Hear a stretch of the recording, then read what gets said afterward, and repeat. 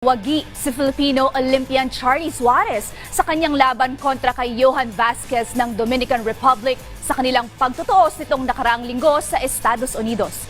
Sa kabila ng suwabing pagwawagi ni Suarez, meron siyang sikretong itinago sa kanyang kalaban maging sa mga sarili niyang coaches.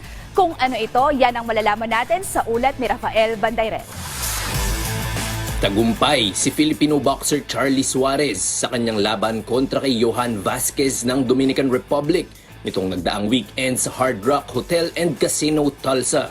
Matutulis na jab sa ulo at katawan ang naging sandata ni Suarez upang unti-unting makapagtaguyod ng kalamangan sa scorecards. Hindi rin naging madali para kay Vasquez ang engkwentrong ito dahil nahirapan siyang magpatama ng mga suntok sa dihamak na mas maliksing Pinoy boxer.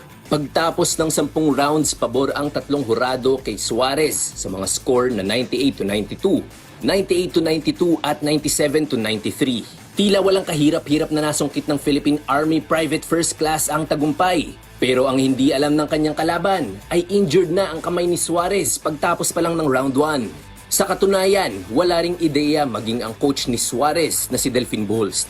Ika ni Suarez, dinaan niya na lamang ito sa talas ng isip at tibay ng loob. Battle of sa pag-iisip, psychological yung effect ba, psychological effect yun. Doon na siya maglalaban na kung magpapadala ka ba o magpapatalo ka ba. So actually, hindi ko sinabi kay coach. Saka na lang pagkatapos, saka sa team. Saka nila nalaman na may na yung kamay ko. Dagdag pa niya, nakikinig pa rin siya sa payo ng kanyang corner kahit hindi niya na ma-implementa ang lahat ng ito dahil sa nasabing injury. Lahat ng sinasabi, hindi ko lang ma-apply dahil pero nakikinig ako. At saka minimintin na hindi naman na-check ng kalaban.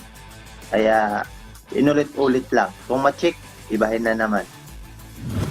Dahil sa tagumpay na ito, undefeated pa rin si Suarez na may kartadang 16 wins and 0 losses. Sa puntong ito ay magpapahilo muna si Suarez mula sa natamo niyang injury. Pero sa muli niyang pagsalang sa aksyon, pupuntirihin umano ng kanyang kampo ang isang world title fight. Rafael Bandairet, PTV Sports.